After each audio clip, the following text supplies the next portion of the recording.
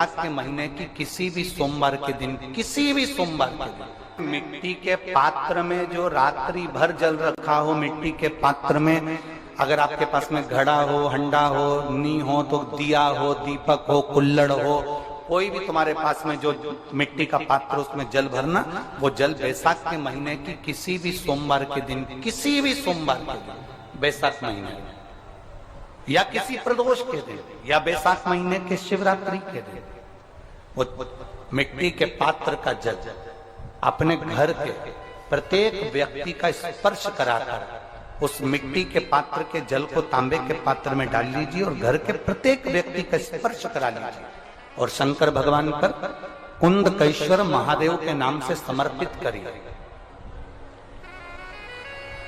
कुंदकेश्वर महादेव कभी जीवन में पीछे पलट कर देखने की जरूरत नहीं पड़ेगी, आप उन्नति की सीढ़ी की ओर बढ़ते चले जाओगे। बैसाख महीने में मट्टी के पात्र का जल भगवान शंकर को समर्पित होना चाहिए, उसका सुख हमारे जीवन को एक आनंद फल प्रदान।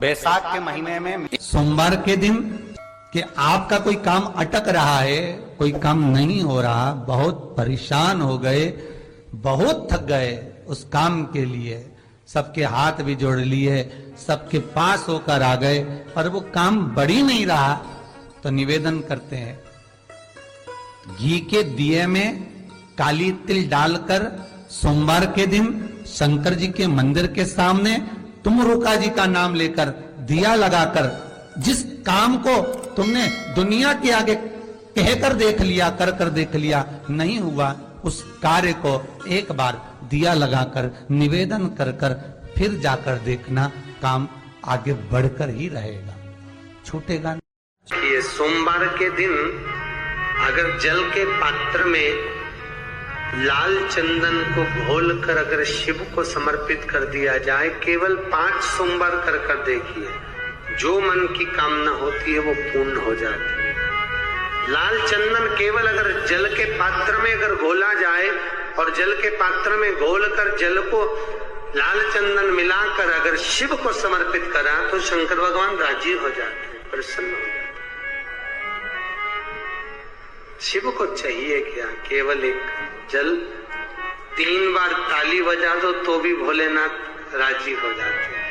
जिसके यहाँ लक्ष्मी नहीं टिकती, जिसके यहाँ संपदा नहीं बढ़ती, जिसका व्यापार नहीं चलता, जिसके सर्विस नौकरी सही नहीं हो रही, उसको सोमवार के दिन अगर बेलपत्री के पेड़ के नीचे जो दिया लगाता है, उसके घर में कभी संपदा की कमी नहीं आती। साहब आत्म महत्म में ये वर्णन किया कि एक बेलपत्र का वृक्ष हो या पीपल का वृक्ष हो या तुलसी का पौधा हो या आंवले का वृक्ष हो या बट वृक्ष हो, उस वृक्ष के नीचे बैसाख के महीने में जो जल समर्पित करा जाता है, उस जल की पुण्याई इतनी प्रबल हो जाती है कि व्यक्ति के जीवन में जितना पाप कर्म करा होता है वो सब निष्फल हो जाता है, वो सब समाप्त हो जाता है।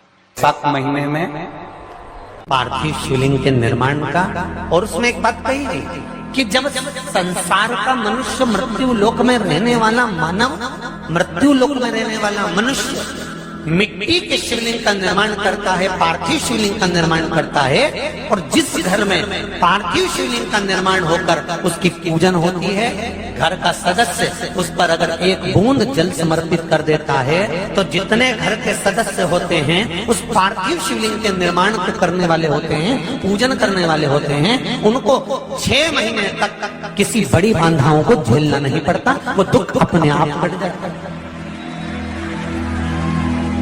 पार्थिव शिवलिंग का निर्माण बैसाख महीने, एक लोटा पानी जो भगवान शंकर को समर्पित करता है, मरने के बाद तुम्हारी औलाद तुम्हारा किसी पवित्र नदी में तर्पण करे ना करे, तुम्हारा शिव को दिया हुआ जल तुम्हारे खाते में पहुंच जाता। आपने जो शंकर भगवान को 1 लोटा जल दिया है, शिव जी को 1 लोटा पानी चढ़ाया, शंकर भगवान को 1 लोटा जल समर्पित करा है, शंकर भगवान को 1 लोटा जल अगर आपने दिया है तो वो आपके खाते में पहुंचेगा जरूर, ये निश्चित है, पक्का है। भक्ति के अनुसार, शंकर भगवान के अनुमोदन के अनुसार, पहले भी कथा में कहा, आज फिर कह रहे हैं, आप जब शंकर भगवान को 1 लोटा जल समर्पित करते हो तो वो 33 कौटि देवताओं के हिस्से में चले जाता है, 1 भाग पितरों के हिस्से में चले जाता है, 1 भाग आहूतों के हिस्से में चले जाता है, 1 भाग वाचुकों के हिस्से में चले जाता है। आपने जो भगवान को दिया वो धीरे धीरे धीरे धीरे धीरे धीरे धीरे बढ़ता चले जाता है, भगवान के धामों में पहुंचता चले जाता है। जिन जिन को आपने नहीं भी दिया, शंकर भगवान पे चढ़ा हुआ जल उन तक भी पहुंच जाता है। ये केवल आपकी निर्मल और आनंदित भक्ति के बल पर पहुंचता है, भक्ति के बल। बेल का जो फल होता है, बेलपत्री का फल, उसका जैसे गुर्दा, उसके अंदर का जो भाग होता है बेल का, वो गुर्दा।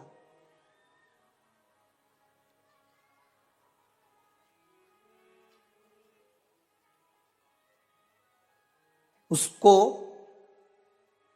अग्नि में जलाकर उसकी भस्म तैयार कर कर छान कर जब जब आपके यहां विद्वान ब्राह्मण शिव जी का अभिषेक कराते हैं, पूजन कराते हैं, तो उसमें लिखते हैं पूजन के साहित्य में बेलपत्री, धतूरा, दुर्वा, ये उसमें नीचे लिखेंगे भस्म। लिखते कि नहीं लिखते? लिखते हैं ना, भस्म अभिषेक में चाहिए रहती। तब उस भस्म का थोड़ा सा भी भाग आप अगर शिव को समर्पित कर रहे हो तो ये जान लें कि शंकर मनवांछित फल प्रदान कर रहे हैं, शिव फल प्रदान कर रहे हैं।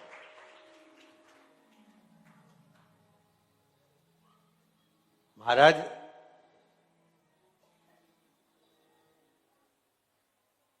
बेलपत्री के वृक्ष के नीचे बैठकर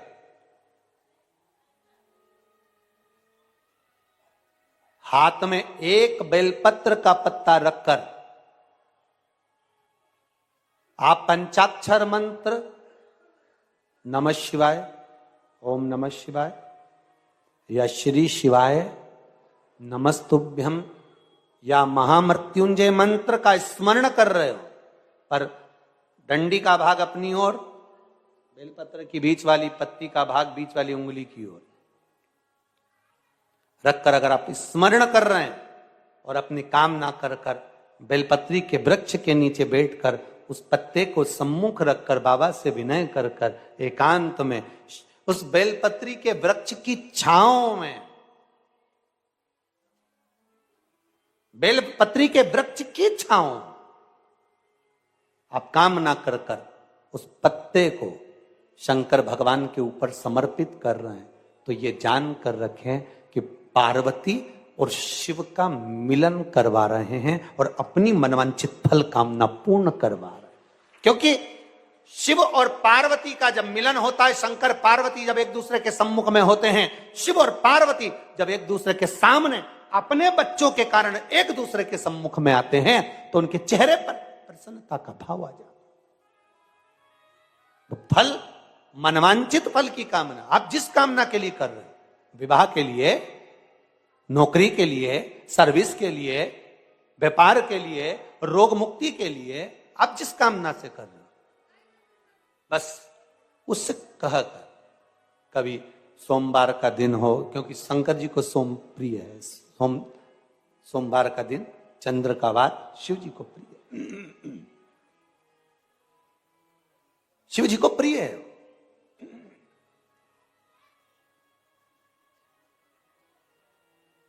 किसी ने पूछा, गुरुजी शिव जी की प्रियता चंद्र में? हां, क्योंकि चंद्र शीतल है, शंकर भगवान के कंठ पर विष है, शीतलता का भाव अच्छा लगता। शंकर भगवान को इसलिए कहते भोले, भोले को भोला पसंद है। आप जितने भोले रहेंगे, दुनिया के लोग भले आपको मूर्ख कहें, पगला कहें, भोला कहें, पर आप शंकर के प्रिय हो। ज्यादा हमें चतुर नहीं बनना। क्या करें चतुर बन के? ये बैसाख का महीना चल रहा है, बैसाख के महीने में मिट्टी के पात्र में जल रखा जाता है और मिट्टी के पात्र का जल शिव जी को समर्पित किया जाता है। बैसाख चरित्र स्कंद पुराण में उठाकर पढ़ना कि आखिर मिट्टी के पात्र का जल बैसाख के महीने में शंकर को क्यों चढ़ाया जाता है। अगर मिट्टी का पात्र भी नहीं हो, तुम्हारे घर में मटका हो, सुरई हो, वो भी नहीं हो, तो एक दिए में मिट्टी के पानी भर लो और वो पानी तांबे के कलश के अंदर जो पानी है उसमें मिला लो। पर मिट्टी का जल शिव जी को क्यों चढ़ाया जाता है? स्कंद पुराण के अंदर बैसाख महत्व में लिखा कि जो अधोगति में मर गया होता है, अचानक मर गया होता है, एक्सीडेंट में मर गया होता है, उसकी जीने की और तमन्ना थी, अचानक कोई बीमारी लग गई और मर गया, कोई बड़ी बीमारी लगने के कारण चला गया, उसको बहुत कुछ करना था पर मर गया, उसके लिए बैसाख महीने में शंकर भगवान को जब हम मिट्टी के पात्र का जल समर्पित करते हैं तो वो जीव तड़पता नहीं है, कहीं भटकता नहीं है। उसको गया में पितरों में मिलाया कि नहीं मिलाया, बद्र विशाल में ब्रह्म का पाली करी कि नहीं करी, कभी पिंडदान, कभी तर्पण तिलांजलि हुई कि नहीं हुई, पर मिट्टी के पात्र का जल बैसाख महीने में शिव जी को चढ़ाया जाता है तो वो जीव कहीं पर भी हो उसकी मुक्ति हो जाती है, उसका मोक्ष हो जाता है। भले एक दिए, अगर आपके पास मिट्टी का मटका नहीं है, आपके पास मटका नहीं, सुराई नहीं, मटकी नहीं, मिट्टी का कोई पात्र नहीं, कोई तारवा नहीं, तो आप दिए के अंदर भी जल भरकर उसको तांबे के लोटे में मिलाकर शिव जी को चढ़ा सकते हो बैसाख महीने में। वो जिस नारी के गर्भ में बच्चा 1-2 महीने का, 4 महीने का किसी का गिर गया हो, बच्चा चले गया 2 महीना, 4 महीना, 6 महीने का समाप्त हो, उसको चढ़ाना चाहिए बैसाख महीने में शिव को जल, मिट्टी के पात्र का जल। परिवार में कोई अधोगति में चले गया, चढ़ाना चाहिए मिट्टी की। शिवरात्रि शिव महापुराण की कथा कहती है जैसे शरीर की कोई भी इंद्री में जैसे हाथ है, कई माताओं के या पुरुष लोगों के, कई लोगों के,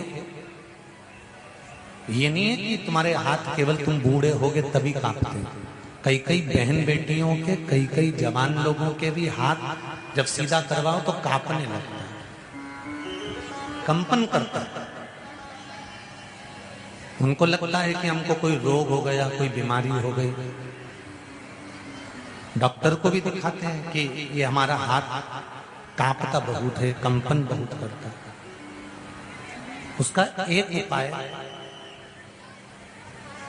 अग्नि पुराण में से आप निकाल कर सकते हैं। जिनके भी हाथ कांपते हो, चाहे वो युवान बेटा बेटी हो, चाहे वो वृद्ध हो, जिनके भी हाथ कांपते हैं,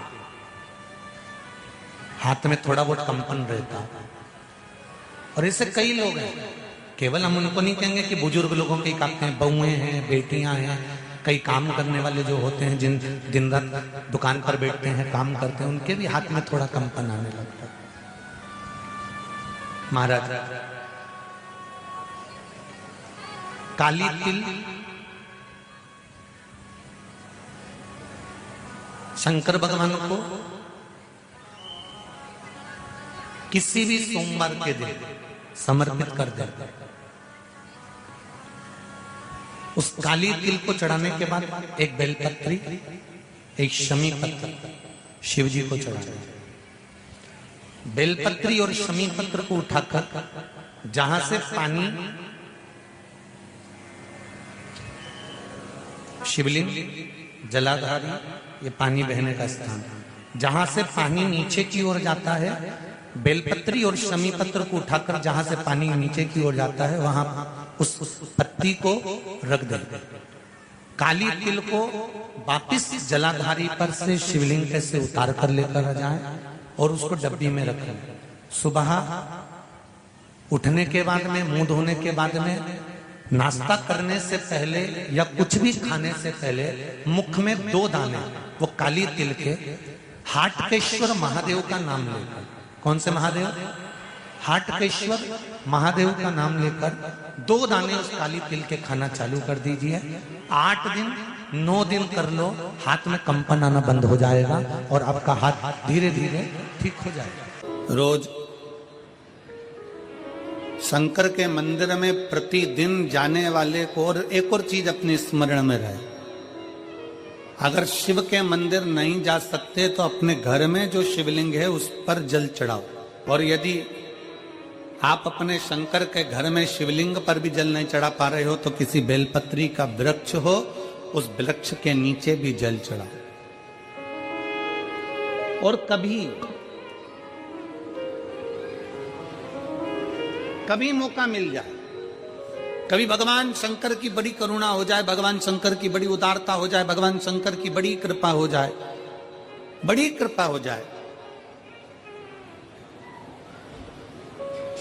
भगवान शंकर जिस दिन तुम्हारे ऊपर बहुत बड़ी कृपा कर दे, किसी सोमवार को 3 नियम बना लो। जिस दिन मेरा भोले बाबा तुम पर कृपा कर दे उस दिन सोमवार का एक नियम बनाओ कि महीने का एक सोमवार मुझे ऐसा करना है, 3 नियम धारण करना है महीने के सोमवार को। पहला, सुबेरे जाकर शंकर भगवान को 1 लोटा जल चढ़ाना है। दूसरा, दोपहर के समय पर जाकर मुझे बेलपत्री के वृक्ष के नीचे एक चावल का दाना रखकर बेलपत्री की 7, 11, 21, 108, 51 जितनी परिक्रमा आप लगा सकते हो वो लगाना है। और तीसरा, बेलपत्री के वृक्ष के नीचे और शंकर के मंदिर के दरवाजे पर मुझे एक घी का दीपक लगाना है। बस ये 3 नियम जिसने महीने में एक बार ले लिया, समझ लो उसको पीछे हटने की जरूरत ही नहीं, वो आगे ही बढ़े। महीने के किसी एक सोमवार का ऐसा नियम बना लो कि मुझे 3 नियम धारण करना है महीने के किसी भी एक सोमवार को। हम ये नहीं कहेंगे कि तुम सोमवार 5 पढ़ रहे हैं तो 5 को करो, 4 पढ़ रहे हैं तो 4 को करो, 3 पढ़ रहे हैं तो 3 को करो। तुम तो महीने का एक सोमवार का नियम बना। और मेरी जीजियों से, मेरी बेटियों से जो विदेश में रह रही हैं, जो कहीं बाहर रह रही हैं, कहीं बड़े शहर में रह रही हैं, जो रोज मंदिर नहीं जा सकते, हर किसी महीने के एक सोमवार को भी ये नियम निर्धारण करते, तो उनसे कहेंगे कि 3 महीने में एक सोमवार का नियम बना लो। 3 महीने में नहीं बना सकते तो 6 महीने में एक सोमवार का नियम बना लो। और 6 महीने में नहीं बना सकते तो 1 साल में एक सोमवार का ऐसा नियम बना लो कि मैं साल का एक सोमवार ऐसा रहूंगी कि सुबह सोमवार के दिन मंदिर में जाकर जल चढ़ाऊंगी, दोपहर में जाकर बाबा को एक अक्षत का दाना रखकर, अक्षत का मतलब है कि बाबा मेरी दिनों दिन उन्नति करना। बेलपत्री के वृक्ष के नीचे जो अक्षत रखा जाता है वो उन्नति के लिए रखा जाता है। शंकर के शिवलिंग पर जो अक्षत रखा जाता है वो रोग मुक्ति के लिए रखा जाता है। अशोक सुंदरी पर जो अक्षत रखा जाता है वो संतान प्राप्ति के लिए रखा जाता है। षडानंद कार्तिकेय की ओर जो अक्षत रखा जाता है वो हमारे बच्चों की सुख समृद्धि के लिए रखा जाता है। विनायक की ओर, गणेश जी की ओर जो अक्षत रखा जाता है वो हमारे घर में कोई मंगल कार्य आ जाए उसके लिए रखा जाता है। और जो पीठिका होती है जिसपे शिवलिंग रखा होता है, पार्वती जी का हस्तकमल, उस पर अक्षत रखा जाता है तो नारी के अखंड सौभाग्य के लिए रखा जाता है। अक्षत रखने का भी तरीका है। एक चावल का दाना कहां रखा जाता है, क्यों रखा जाता है, कैसे रखा। अब कई लोग कहते हैं गुरुजी ये शिव महापुराण में आप ये नियम बताते हो, तरीका बताते हो। हम तो उनसे कहेंगे डॉक्टर के पास जाओगे तो डॉक्टर भी गोली लिखकर ये नहीं कह देगा कि ये सारी गोली एक साथ खा जाओ।